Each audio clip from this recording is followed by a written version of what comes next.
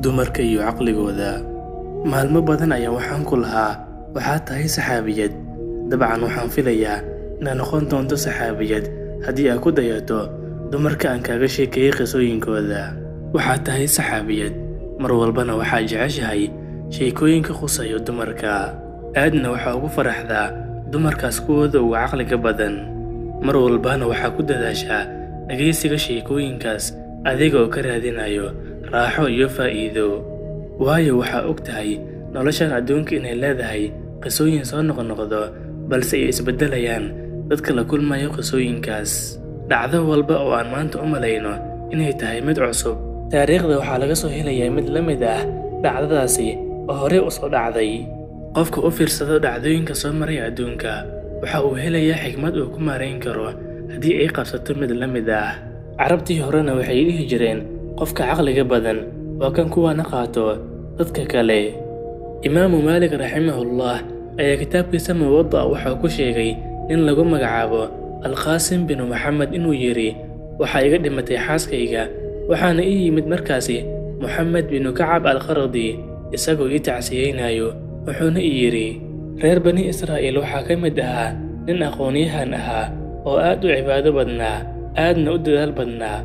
Waxa uu qabay naag aadna u jeclaa, markaas ayay ka dhimatay.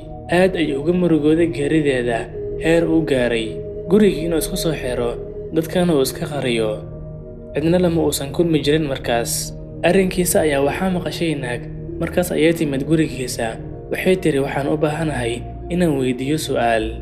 Sidoo kale waxay tiri, ma baxayo anigoo aan weydiin su'aashaas.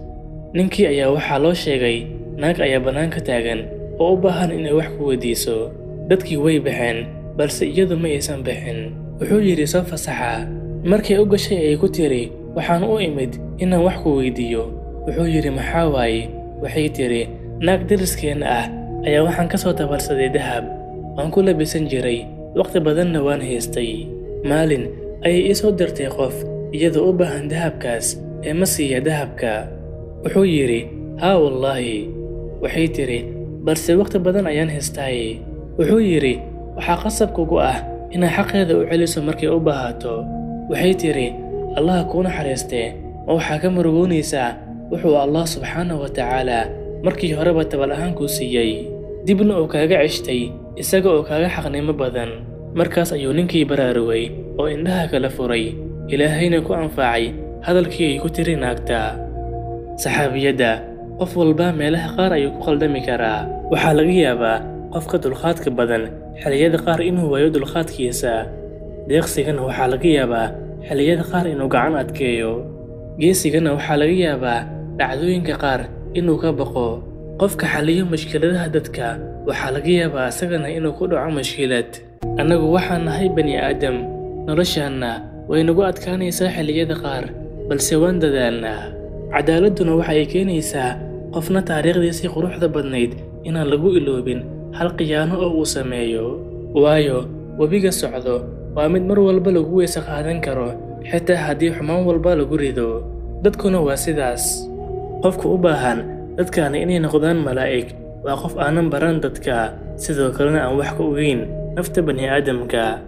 Qofka caqliga badan uu cudur daartaa, gafkana wuu aqbalaa, indhaha ayuuna ka laabtaa qaladaadka. Saxaabiyadda, adiguna noqo qof caqli badan. Saxaabiyadda, waxba naftaada ha dhayalsan, waxaa leedahay caqli iyo fikir toosan. Iyaysan ku saamaynin nimanka liidayo qiimahaaga.